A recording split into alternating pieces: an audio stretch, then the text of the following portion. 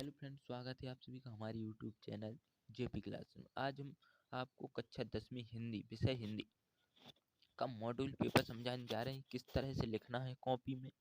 और अगर फेल होने वाली स्टूडेंट हैं तो वीडियो को पूरी देखना, अंत तक बिना स्किप किए हो, आप पास जरूर होंगे। तो दोस्तों, एक नज़र अपने ब्लू प्रिंट पे नज़र मार लेते हैं। तो ये अपठित काव्यांश, अपठित गद्यांश, ये 4 नंबर का आना है। एक क्वेश्चन 4 अंक का है। दूसरा पत्र लेखन है, और जिसमें एप्लीकेशन और प्रार्थना बताते हैं, ये भी 4 नंबर का है, एक आना है। और अगला है अनुच्छेद लेखन, जिसे अपन को निबंध लिखते हैं, निबंध लेखन कहते हैं, ये 7 नंबर का आना है।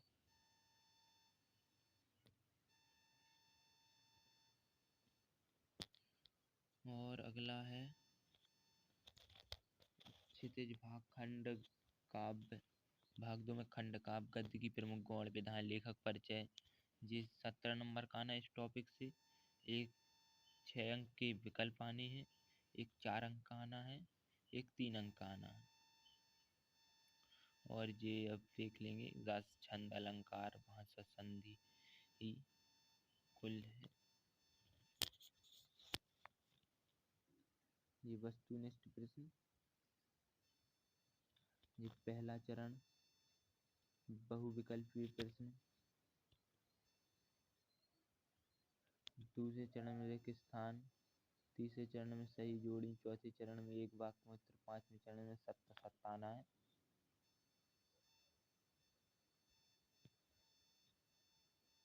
तो ये विकल्पों की तैयारी इसके डिस्क्रिप्शन में लिंक मिलेगी, वहां से कर सकते हो। उसमें पूरे विकल्प आपको दिए जाएंगे। ये है 4 अंक का एक अपठित बोध गद्यांश जिसे कहते हैं। तो ये 4 अंक का आना है। इसमें शीर्षक, लघु उत्तरीय प्रश्न, सारांश आता है। 1 नंबर का शीर्षक आता है। लघु उत्तरीय प्रश्न दे सकते हैं 2 या 3 नंबर के, 3 नंबर के देंगे या 1 नंबर के देंगे तो 2 नंबर का सारांश लिखने के लिए आएगा। तो दोस्तों, आपको ये गद्यांश है, ये इसकी क्वेश्चन है, आप देख सकते हैं। तो दोस्तों, आप गद्यांश जो लिखते हैं, ये गद्यांश है, तो इसमें आपको जो पूछता है, शीर्षक पूछता है गद्यांश, तो गद्यांश का शीर्षक एक शब्द से लेकर 3 शब्द तक होना चाहिए। आप लिख देते हैं 2-2 लाइन, तो ये दोस्तों गलत है। गद्यांश का शीर्षक जो बिल्कुल मुख्य है, वो एक शब्द से 3 शब्द तक ही होना चाहिए, और सारांश इसका 3 हिस्सा होना चाहिए। आप लिख देते हैं कि पूरा गद्यांश ही उतार दें, तो ऐसा नहीं। ये जितना पूरा है, जैसे 1 2 3 4 5 6 लाइनों का है, तो इसकी 3 लाइन सारांश में आनी चाहिए। आप कुछ लोग हैं तो पूरा ही उतार देते हैं, तो ये गलत है, यहाँ नंबर कट जाएंगे। आपका जो सारांश वो 3 लाइनों का होना चाहिए, इसका तीसरा हिस्सा होना चाहिए। 1 2 से 3 लाइनों का होना चाहिए। ये पूरा गद्यांश आपको दिख रहा होगा 6 लाइनों का, 1 2 3 4 5 6 लाइनों का। तो इसका तीसरा हिस्सा 2 या 3 लाइनों में होना चाहिए, या 2 या फिर 3 लाइनों, 3 भी चल जाता है। आप भी 6 को 6 उतार देंगे तो वहाँ पे गलत, वो नंबर काट देगा। लेकिन आपको लिख के जरूर आना है। अगर नहीं भी आपको सारांश, तो कुछ भी वहाँ से जो शब्द बार बार मिले उसको लिख देना है। और सारांश में आपको नहीं समझ में आता है तो एक बिल्कुल ऊपर से बिल्कुल लाइन नहीं लेनी है। जैसे ये यहाँ से रहा है, तो यहाँ से कुछ यहाँ से लेनी है, कुछ बीच से लेनी है, कुछ नीचे, बिल्कुल बात की बिल्कुल पहले की लाइन नहीं लेना है। सारांश में आप लिख देना। अगर आपको समझ में नहीं, अगर समझ में आता है तो उसका सारांश मेन लिखना है। तो अगले क्वेश्चन की ओर चलते हैं।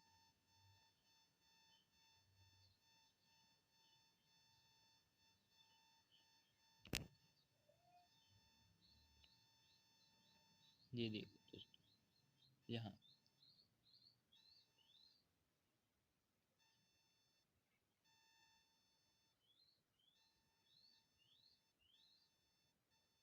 यहाँ देखिए दोस्तों, आपठित गद्यांश। यहाँ देखिए, अपठित गद्यांश पद खंड में सबसे महत्वपूर्ण स्मरणीय बिंदु है शीर्षक एक शब्द से छोटा होगा। यहाँ अब देखिए दोस्तों, पूरा साफ दिख रहा होगा। अपठित गद्यांश पद महत्वपूर्ण शीर्षक एक शब्द से लेकर अधिकतम 3 शब्द सीमित रहता है, प्रायः कमजोर, सारांश 1/3 भाग होना चाहिए, ये आप देख सकते हैं। और आगे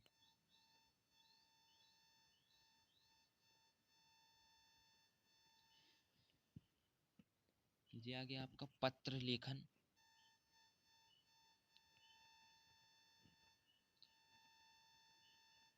तो यहाँ देखिए पत्र लेखन, पत्र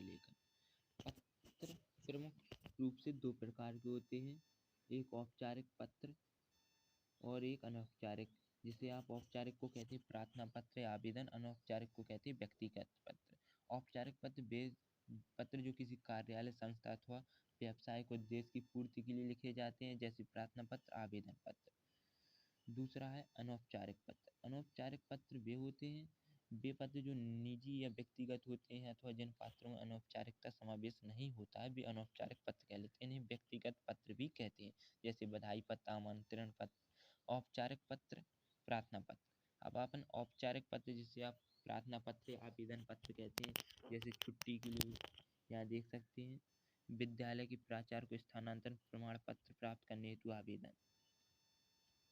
तो आपको लिखना क्या है, सर्वप्रथम जो आपको लिखना है, सर किसको पत्र लिखा जाता है, क्यों लिखा जाता है, कारण संबंधी, किस कारण लिखा जा रहा है, कौन लिख रहा है, कब लिख रहा है। यहाँ इसका प्रोफार्मा आपको दिख रहा है, प्रति, सबसे पहले प्रति लगा ही रहता है। आप किसको लिख रहे हैं, प्रिंसिपल को लिख रहे हैं तो प्राचार्य लिखते हैं। विषय में कई के लिए आप स्थानांतरण प्रमाण पत्र करने के लिए लिख रहे हैं। यहाँ कारण संबंधी विषय वस्तु पूरा लिखते हैं। यहाँ कब लिखा, किसने लिखा। तो दोस्तों ये ध्यान देना कि किसने लिखा, तो अपना नाम नहीं लिखना, अपना नाम लिखना यहाँ अनिवार्य नहीं रहता पेपर में। XYZ लिख सकते हैं, किसी और का नाम लिख सकते हैं, या तो नाम देकर लिख कर आएगा कि इस नाम से, तो वो नाम लिखना है। यहाँ दोस्तों अगर आपको नहीं होता है याद तो बीच का, तो यहाँ ये हर प्रार्थना पत्र में आपका कॉमन है। जी प्रति के बाद आप प्राचार्य लिख सकते हैं, जिसको भी लिखते हैं। यहाँ विषय लिखते हैं, जैसे स्थानांतरण प्रमाण पत्र प्राप्त करने के लिए। विनम्र निवेदन है कि अतः निवेदन, ये लास्ट में इतना आता है, प्रदान करने की कृपा करें, धन्यवाद। प्रार्थी यहाँ नाम लिखते हैं। तो दोस्तों अगर आप इतना प्रोफार्मा भी बनाएंगे तो 1 नंबर देगा आपको। अगर आप विषय ये सब कुछ लिख के आएंगे तो आपको 2 नंबर वो जरूर देगा। अगर पूरा लिखते हैं तो 4 नहीं देगा, तो 3 नंबर जरूर मिलेंगे। और ये अगर आपको जिन लिखना है तो अनौपचारिक पत्र, जिसे आप लेटर कहते हैं, इंग्लिश में बोलते हैं, हिंदी में एप्लीकेशन औपचारिक को बोलते हैं। तो यहाँ भेजने वाले का पता, संबोधन, अभिवादन, विषय वस्तु, लिफाफे के लिए पता, किसने लिखा, ये सब लिखना पड़ता है। यहाँ ये इतना लिख के आना, प्रति, एक, संबोधन, ये यहाँ पर पता डालना है। ये प्रोफार्मा आप देख सकते हैं, इसको बिल्कुल याद कर लेना जो बीच का है, ये आपको सभी लेटर में काम देगा। जी पूजनीय, आदरणीय, तो अब आपका आ जाता है अनुच्छेद लेखन, सम्मान लेखन। निबंध लेखन में अपन सीधे निबंध, निबंध क्या है आप देख सकते हैं, किसी विषय पर स्वयं के भावों तथा विचारों को व्यवस्थित रूप से व्यक्त करना ही निबंध लेखन है। निबंध लिखते समय इस बात का विशेष ध्यान केंद्रित करना चाहिए कि आपके विचार एक निश्चित क्रम में हो। इसके अभाव में निबंध सुसंबद्ध नहीं रह पाता। निबंध में व्यक्त किए गए भाव एवं विचार स्पष्ट होने चाहिए। निबंध लेखन के भाग अंक के बाद में प्रस्तावना 1 अंक की होती है, उपसंहार 1 अंक का होता है, 2 अंक के जो मध्य भाग होते हैं या हेडिंग बनाते हैं हम, वो होते हैं। तो दोस्तों निबंध, प्रस्तावना, उपसंहार। निबंध आप कोई, मैं अभी आपको अगली वीडियो में मिल जाएगा कि निबंध कौन कौन से इम्पोर्टेंट है, उसमें शायद से एक निबंध जरूर मिल जाएगा, तो आप अगली वीडियो भी ना देखना भूलें। तो यहाँ पे निबंध लिखते समय मुख्य बातें ध्यान रखना, विद्यार्थी वो रट कर लिखें, रट कर ना लिखें, समझ कर अपने शब्दों में लिखें। और दोस्तों आपको प्रस्तावना, उपसंहार पे एक जो कोटेशन, एक महत्वपूर्ण तथ्य, एक हेडिंग होती है, वो जरूर लिखते हैं, जिसे इंग्लिश में कोटेशन बोला करते हैं। हर निबंध, हर हेडिंग के बाद आपको एक तो अच्छा लिख देना। निबंध में विषयानुसार विचार क्रमबद्ध होने चाहिए। चलते हैं अपन गद्य खंड से।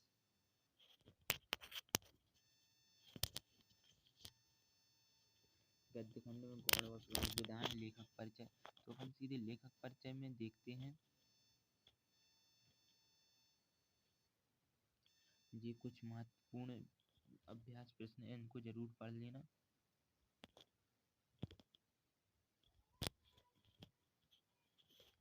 महत्वपूर्ण प्रश्न है, प्राचीन काल में किस काल का अभाव था? प्राचीन काल में किस काल का अभाव था? तो प्राचीन काल में मुद्रण कला का अभाव था। प्राचीन काल में किस कला का अभाव था? प्राचीन काल में मुद्रण कला का अभाव था। आधुनिक काल में किस साहित्य का विकास हुआ? आधुनिक काल में गद्य साहित्य का विकास हुआ। गद्य साहित्य के अनेक रूप क्या कहलाए? गद्य साहित्य के अनेक रूप गद्य विधाएं कहलाई। ये मुख्य विधाएं, ये गौड़ विधाएं हैं। निबंध, जीवनी, कहानी, इसकी मुख्य विधाएं निबंध, कहानी, उपन्यास, नाटक, एकांकी, आलोचना। गौड़ विधाएं जीवनी, आत्मकथा, संस्मरण, रेखा चित्र, पत्र, डायरी, रिपोर्ट, साक्षात्कार। निबंध सामान्यतः 4 प्रकार के होते हैं: कथात्मक, वर्णनात्मक, विचारात्मक, भावात्मक। 2 प्रकार निबंधात्मक के नाम और प्रमुख रचनाकार हैं: भारतेंदु हरिश्चंद्र, कवि वचन सुधा और प्रताप नारायण मिश्र की ब्रह्मांड। नाटक, कहानी, उपन्यास एवं एकांकी के तत्व को लिखिए। क्वेश्चन है तो इनका इन चारों तो इनकी प्रश्न का एक शॉर्ट ट्रिक है, सूत्र है कपास दे भाव। तो का से कथानक, पात्र परिचय, सा से संवाद, दे से देश काल व वातावरण, भाषा शैली, उ से उद्देश्य। इनकी प्रमुख तत्व नाटक, कहानी, उपन्यास के नाटक, कहानी, उपन्यास व एकांकी के तत्व हैं।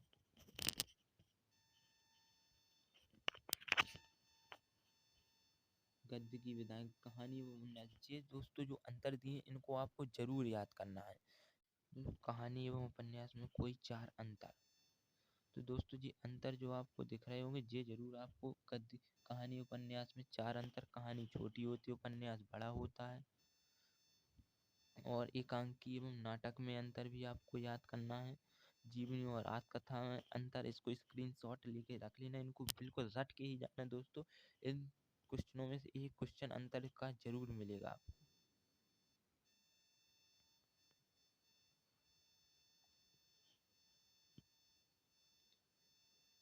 अब आता है आपका लेखक परिचय। तो लेखक परिचय का प्रारूप आप देख सकते हैं। ये पहले रचनाएं लिखना है, कोई 2 भी 3 हो जाए तो और अच्छा है। और फिर भाषा, फिर शैली। शैली में सभी प्रकार लिख सकते हैं। भाषा सहज, सरल, प्रवाहमयी, चंचलता, शब्द तत्सम, तद्भव, देशज, विदेशी, मुहावरे व लोकोक्ति भाषा, आधुनिक, खड़ी बोली, संस्कृत निष्ठ, व्याकरण सम्मत। और साहित्य में स्थान, लेखक का साहित्य में महत्वपूर्ण स्थान रहा। तो कुछ आपको हम एक उदाहरण लेके बताते हैं। जी है दोस्तों, तो आपको इनको रट लेना, इनमें से एक आने की संभावना है। और 1-2 ये सबकी आप रचनाएं जरूर याद करके रखना। और भाषा शैली यही लिख सकते हैं आप किसी की भी, तो आपको नंबर जरूर मिल जाएंगे। 4 का है तो 2 तो मिल ही जाएंगे। ये देख सकते हैं आप, लेखक का नाम, जन्म, मृत्यु एवं दोनों। प्रेम प्रकाश के लेखक का नाम है, जन्म इनका 1947 में, रचना संधान, बीज में विनय। भाषागत में अब भाषा में लिख सकते हैं लोक प्रचलित व्यवहारिक भाषा, अंडा से दूर भाषा, सरल सहज सुस्पष्ट भाषा रही है। शैलीगत, शैली प्रभाव। आप पॉइंट भी बना सकते हैं इसमें, आप वैसे नहीं तो पॉइंट बना के लिख सकते हैं। शैली प्रभावपूर्ण, रोचक, शोषण पर कटाक्ष, तीखा, व्यंग, वर्णनात्मक शैली।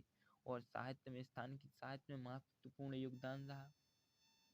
बस ऐसे ही आप उसको स्क्रीनशॉट लेके रख लेना। दोबारा से मैं दिखाई दे रहा हूँ।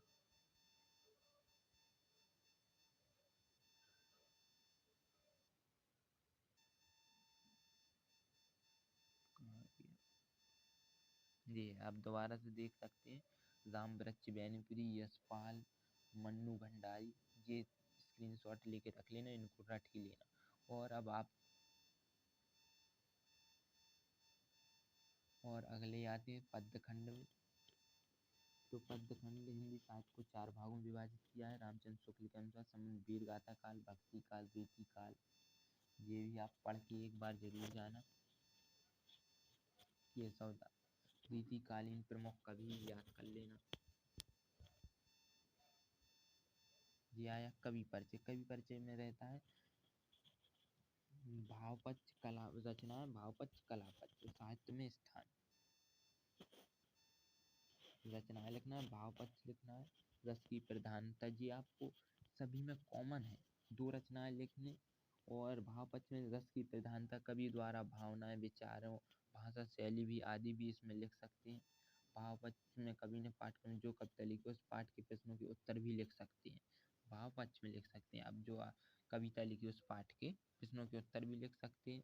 कलापक्ष 2 पॉइंट बना देना। कलापक्ष में कवि द्वारा प्रयुक्त छंद अलंकार गुण के बारे में लिखा जाता है। कवि द्वारा प्रयुक्त काव्य शिल्प या सौंदर्य भी कलापक्ष में निहित होता है। साहित्य में स्थान, कवि हमारे लिए सम्मानीय है, अतः सभी का स्थान सर्वोपरि है। बस साहित्य में स्थान हो गया।